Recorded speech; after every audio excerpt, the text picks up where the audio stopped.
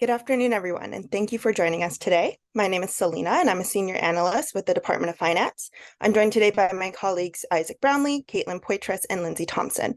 Our team, a joint collaboration between the Department of Finance and the Bank of Canada, has been tasked with examining solutions to address whether the Government of Canada should move forward on developing a central bank digital currency, or CBDC for short.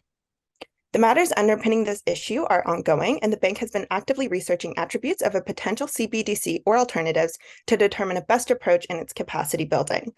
As such, today we have put together an overview of this issue and a number of realistic solutions that the government could implement to address immediate and long-term needs. Next slide, please. This is an overview of the topics that will be addressed throughout our presentation today. We'll be discussing the background of the issue, key considerations and analysis for our proposed policy options, and ending with our recommendation and implementation approach. Next slide, please.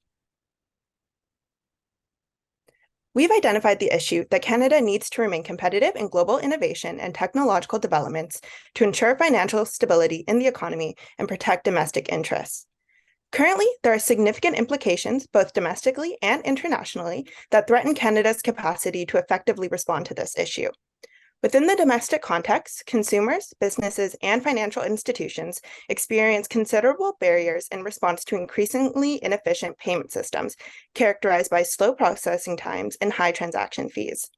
While the government is continuously pursuing innovation within the payments ecosystem, these friction points continue to constrain economic participation.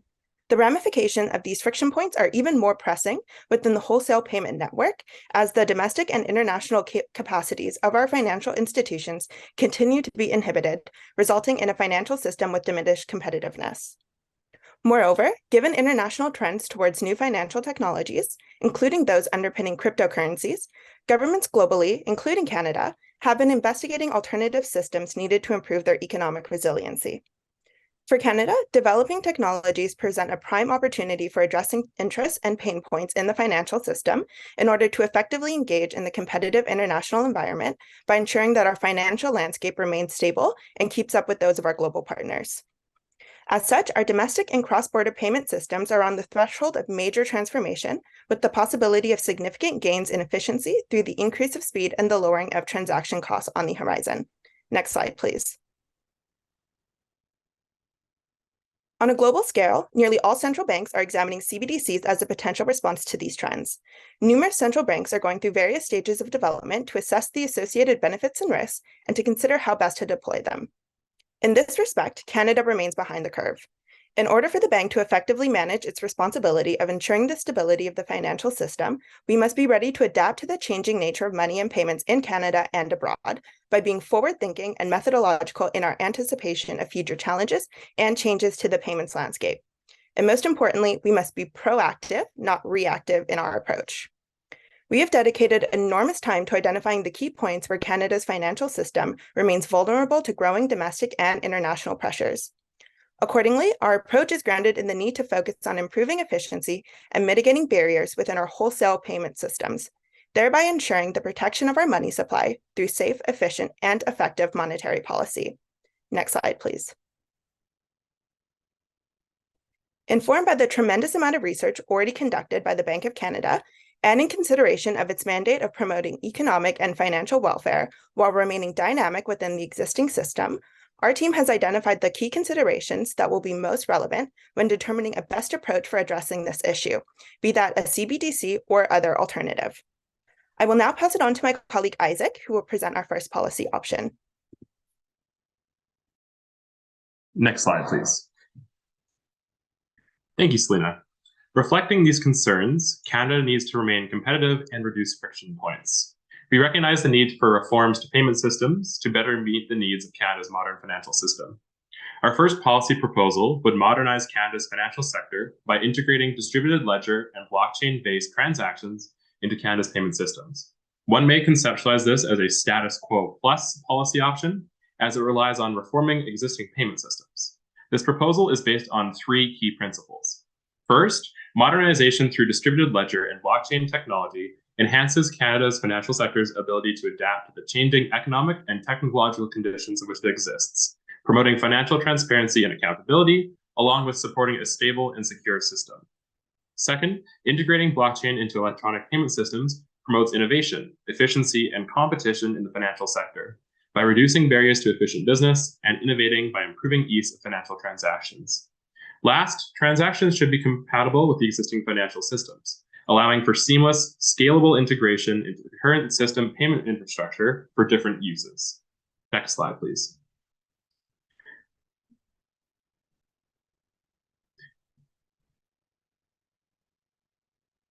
We now present the design approach of this policy option.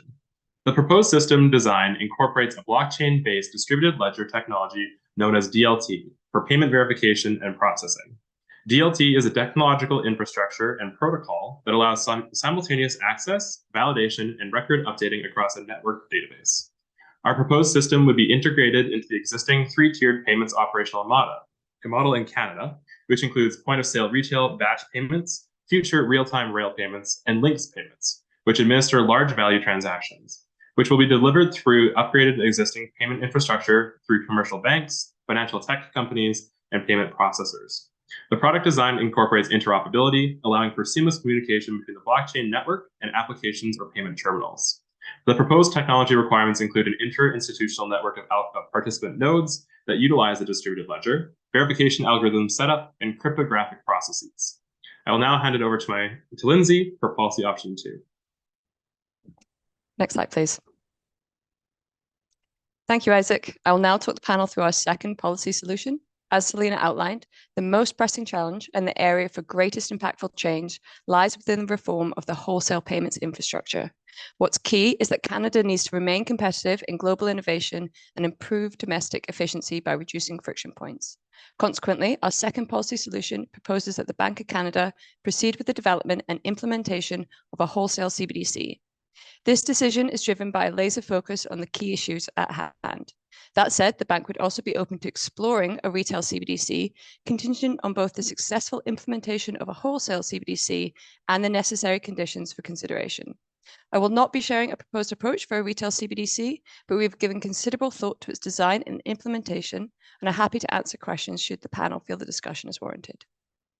Given this context, the design of a wholesale CBDC should be rooted in the bank's mandate to provide monetary and financial stability while addressing the key challenges facing the Canadian payments infrastructure. Resultingly, there are 3 foundational design principles we should consider. These are 1, developing a CBDC that encourages financial stability while providing a safe, secure, and legally compliant product. 2, designing a CBDC that encourages innovation and competition by diversifying payment instruments and stimulating efficiency. And 3, implementing a CBDC that is compatible with existing payment systems, adaptable to changing conditions, and scalable to future requirements. These 3 principles inform the design of a wholesale CBDC, which I will discuss next. Next slide, please. So here we outline the specifics of our wholesale CBDC design. The key points to note are that we would utilize a centralized distribution system where the use of the CBDC is administered through an inter-institution network in a 2-tiered operation model. The CBDC has cash parity and would not be interest-bearing.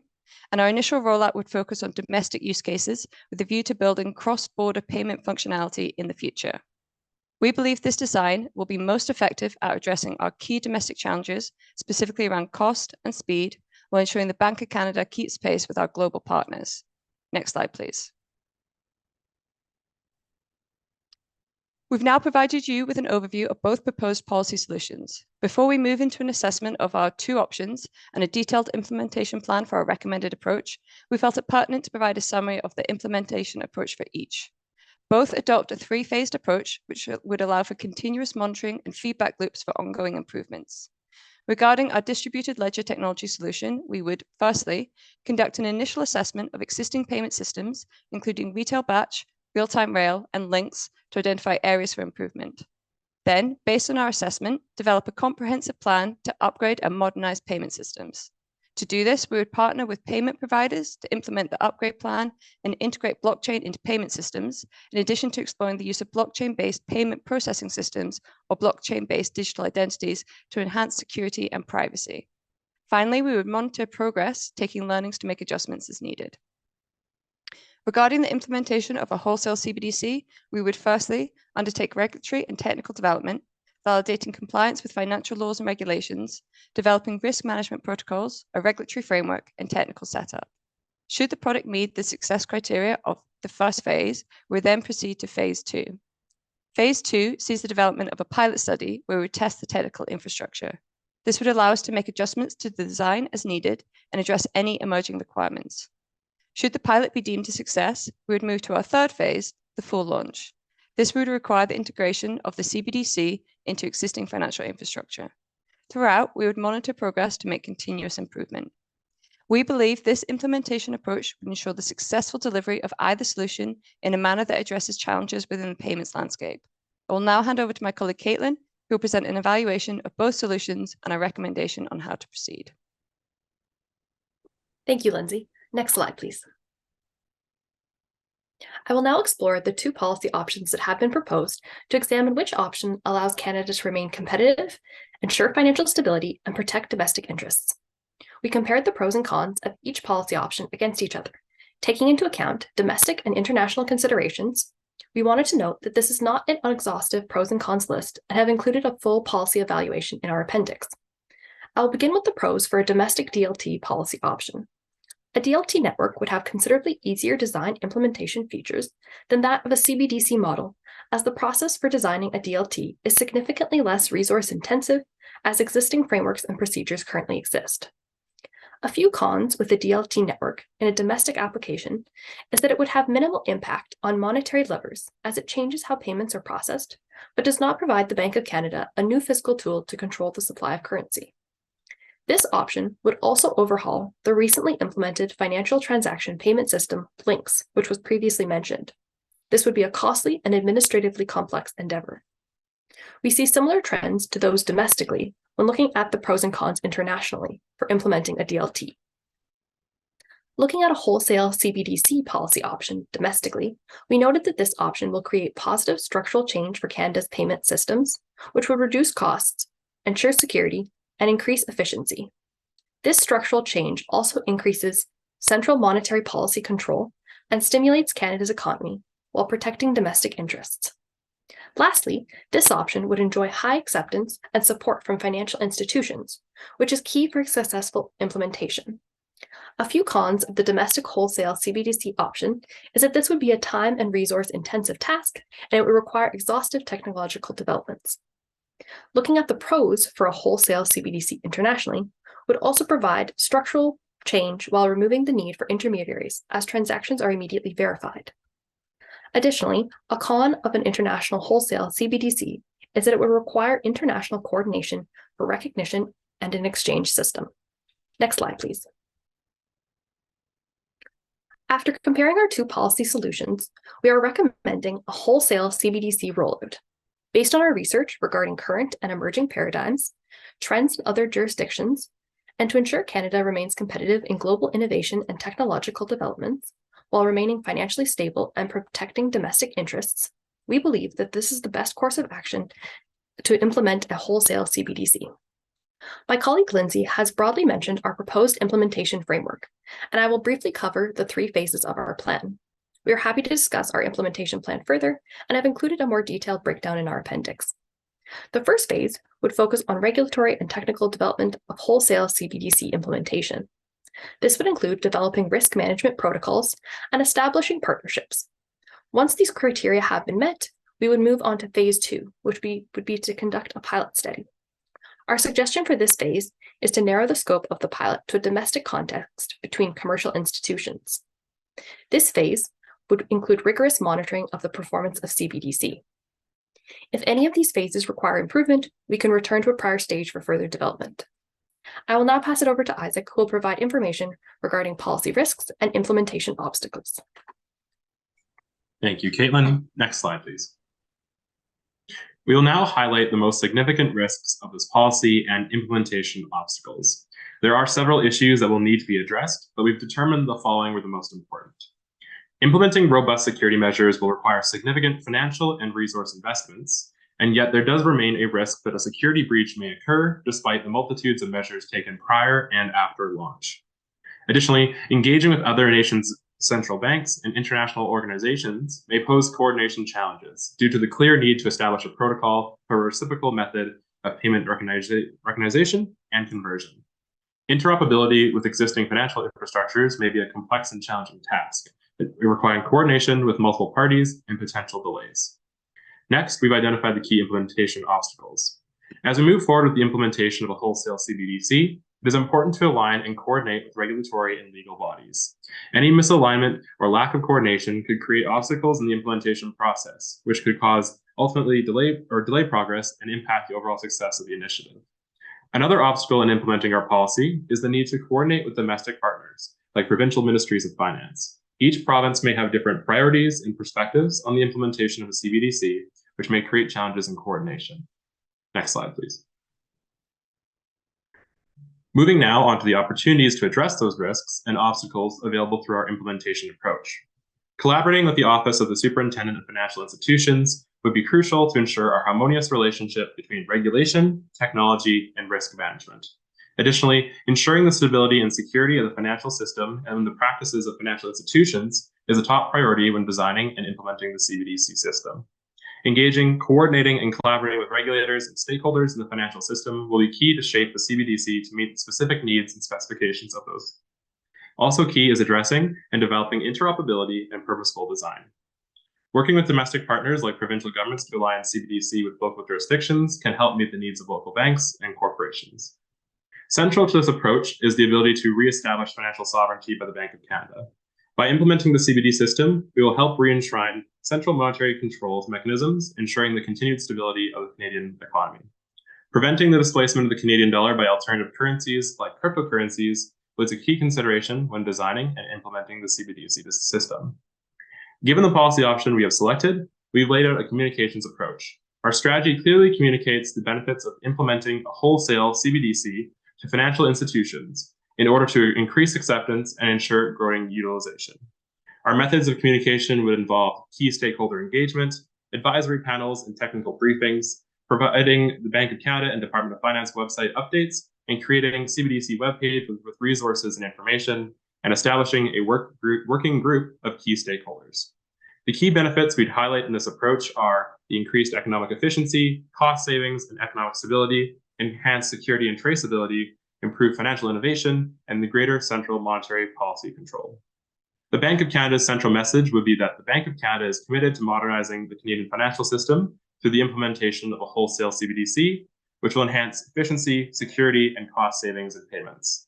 Our approach is grounded in collaboration with key stakeholders, adherence to regulatory requirements, and a commitment to ongoing monitoring and adjustment to ensure the successful adoption of CBDC technology in Canada. Next slide, please. In conclusion, the situation and frictions are: Canada needs to remain competitive in the global innovation and technological developments to ensure financial stability in the economy and protect domestic interests. Canada's financial institutions are constrained by high fees and slow processing time, while the international community is already investing in developing technology and alternative systems such as the CBDCs. The bank's key considerations are impact on domestic and international payment systems, support of financial stability, security of payments, adoption by stakeholders, and international interoperability. Our recommendation, therefore, is to implement the Canadian wholesale CBDC. This will be implemented by regulatory and technical development, as well as compliance, piloting, monitoring, and evaluation, and launch and ongoing monitoring. This concludes our presentation. We will now welcome questions from the panel. Thank you so much for your representations before the panel. Before I turn to my colleagues for question, if I could ask that we go back to slide 4. And I'm just having a little bit of difficulty interpreting that slide. And I think it's a key slide because a lot of your argument, as I understand it, seems to be that we're falling behind others and we have to kind of catch up. But I'm just having trouble understanding that from this slide. So maybe if somebody could unpack that for the panel for us in terms of this slide. Yeah, thank you for that point of clarification. I would be glad to answer to it. So this slide is trying to demonstrate that The graph is showing how other countries and other central banks are developing CBDC technologies. They're researching it. Many of them are piloting it, and they're even moving in advancement of their piloting stages. So they're going from domestic networks to testing it cross borders. So with that graph, we want to highlight that those are already happening with our global partners. The Bahamas have been testing the sand dollar. China has been testing the Hong Kong, the yuan, and the EU has also been testing it. So what we're trying to demonstrate here is that we need to be matching what our global partners are doing and making sure that we're at the forefront along with them at these developing technologies. So by highlighting that new changes and trends are happening internationally, those have impacts domestically as well. So that was our planning around this slide. Thank you. Can I ask what the canceled line is? I'm sorry, could you repeat that question? There's a line that goes across the bottom that says canceled. Oh, those were pilots that were previously tested and then they were canceled. So they weren't implemented fully. Yeah. Terrific. Thank you so much. So we're going to start with Ron from the Bank of Canada. Ron. Thank you very much for the presentation. So I'd like to drill down a little bit on the benefits of a wholesale CBDC. If I understood correctly in your presentation, lower costs were something you cited as one of the benefits of a wholesale CBDC. But I'd just like to explore that further. There will be significant costs for financial institutions in Canada to implement a wholesale CBDC in terms of making changes to their own systems to be able to process these payments. So maybe if you could drill down a little bit to help me understand fully the benefits to financial institutions in Canada of a wholesale CBDC. Sure, I would be happy to answer that question. I appreciate the question. So yes, you were right with the assessment that there are some significant upfront costs for the financial institutions who would be implementing a CBDC. We agree with you on that for sure. I think the approach that we're trying to do is by forward looking into the fact that this is being adopted by many countries and also it's being run by many countries, both in their domestic and international contexts. The initial upfront costs of either developing or implementing a CBDC to work with their own banks and then have the interbank network would be considerable. But in the long run, most of the research that we had done as the Bank of Canada realized that the costs in the long run that you'd be saved by the instantaneous ability to verify transactions, transfer money instantaneously with like cryptographic processes. Of course, the upfront cost is considerable, but in the long run, this actually would reduce individual transaction time. It would also remove the need for intermediaries for banks. So if you're converting funds, and obviously this is more in the context of a longer use if the cross-border, but even in the domestic context, it reduces costs greatly what they need to like remove those intermediaries as well as the ability to essentially instantaneously verify, convert, and be paid right away. So we agree with you on the upfront costs, but in the long run, the cost savings for the banks would be considerable. Thank you. Thank you. Shirley, I'm going to turn to you next. Sorry about that, a little trouble with my mute. So something that you mentioned that you weren't considering was actually going with the retail approach. And I'm wondering what considerations what things you took into consideration that led you to that conclusion. Thanks. Thank you, Shirley. I'm happy to answer that question. So as we outlined at the start of this presentation, we believe that the most significant and most pressing challenges are those affecting the wholesale payments landscape. That's not to discount that there are challenges affecting the retail payments landscape. However, in order to create a path forward and to ruthlessly prioritize, I suppose for want of a better way of phrasing that, the most pressing and the key challenges are those facing wholesale. So we decided to proceed in that manner. And like I said, that's not to say we're closing the door on a retail design and implementation. We think it would be advantageous to simultaneously explore a retail approach, but to take learnings from the design and implementation of a wholesale CBDC and consider those when we're thinking about a retail CBDC, so that they wouldn't be done simultaneously, but be done one after the other, so that we could take those learnings, but also address the main problems facing us right now. Thank you so much. If I could turn to our regulatory representative on the panel, Peter, over to you. Yeah, I'm not going to ask a regulatory question, though. I'm kind of going to ask sort of a competitive question. So you're recommending wholesale CBDC. Your logic is very clear, and you're clearly focused on implementing it with minimum disruption to financial stability, which I appreciate as a regulator. But wholesale CBDC will tend to reinforce an already entrenched oligopoly. And your approach will not address, in my view anyway, inclusion issues and consumer value issues. So how would you respond to that critique? Before you respond, I'd just like to say that that sounds a lot like a regulatory question, but anyways. Thanks. I'm happy to answer that question for you, Peter, and thank you for the question. We hear the concerns, be those regulatory or otherwise, and we appreciate that the challenge that we're attempting to solve for right now is the current inefficiencies within the wholesale payment landscape. We appreciate that there are some other challenges that exist within the Canadian payments landscape and financial sector. We do feel that those other challenges would be better answered with a different solution, for example, a retail CBDC, and we will be looking to answer those challenges through the design, the specific design choices of a retail CBDC. We do not feel that a wholesale CBDC would be best placed to answer those, and we don't necessarily feel like those are the most pressing challenges facing the Canadian payments landscape today. So that's why we're proceeding with the wholesale implementation, and then, like I said before, not closing the door on retail, but exploring how that could potentially support answering these other challenges.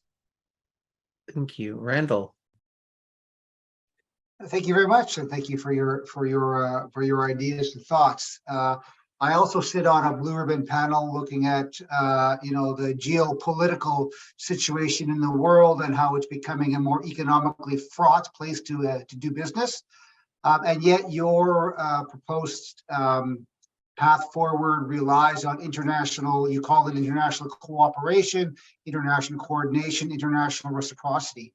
I'm just wondering how you see this proceeding in the kind of world that we inhabit today. Is there enough international cooperation that it can be relied on to help you deliver this here in Canada? Yeah, thank you for that question. I'll start here, and I welcome my colleagues to jump in if they had anything to add. So for us, we had just kind of focused on implementing a domestic wholesale CBDC option to begin, and then to kind of depending on how that progresses, we were looking at international options, and we had briefly discussed when we got to the stage of implementing an international CBDC, beginning with countries who currently had CBDC options. So kind of starting there and then progressing with other options depending on our rollout and our implementation. So that the currency equivalent of French effectively. Sorry, I think you might have cut out there. Would you mind repeating that question? It's the currency equivalent shoring, to follow our finance minister. I think you cut out again. With friends Randall. Oh, okay. Sorry. All right. So we're going to go to Ellen with our last question. I'm so sorry, Randall, but we're having one of our few technological problems today. Thanks so much. And I'm a little bit interested in where Taiki was at the beginning as well, and better understanding how far behind the curve we are. You put it behind the curve. Do we have a sense, two questions sort of, and you may not have time for both, but in this chart that's still up, how much of this piloting and launching is in the wholesale area versus the retail area, and how do the banking sectors in the countries where these things are happening compare to Canada's? Great. I can jump in on this question, and then again, I welcome any of my colleagues to jump in as well if they want to follow up. So to answer your first question, most of the central banks have been looking primarily first at wholesale options. So for example, the Bank of Thailand was one of the first countries to implement a wholesale CBDC pilot project. And once they work through the initial implementation for that, the next phased approach is to look at cross-border payments. They did that, I believe, with Singapore and Malaysia, and then some other Asian countries in that region. And then they look towards a retail CBDC option. That's not the full case. The Bahamas with the sand dollar started as a retail CBDC option. But altogether, we see that the trend is trending towards a CBDC, whether that be wholesale or retail. We're focusing again on wholesale as that's most pressing and meets the most pressing needs in our specific domestic context. While in those countries, perhaps a retail CBDC, if they implemented it first through their pilot, that matches their domestic needs first. So we don't want to follow the retail CBDC option as it's not the most appropriate for our trends right now. But we do see that Canada is falling behind with all of these global countries moving. Okay, I'm sorry, but we're going to have to stop there. Thank you. And wait, we have another Tiger team tagged up, ready to go. So we thank you very much for your advice today.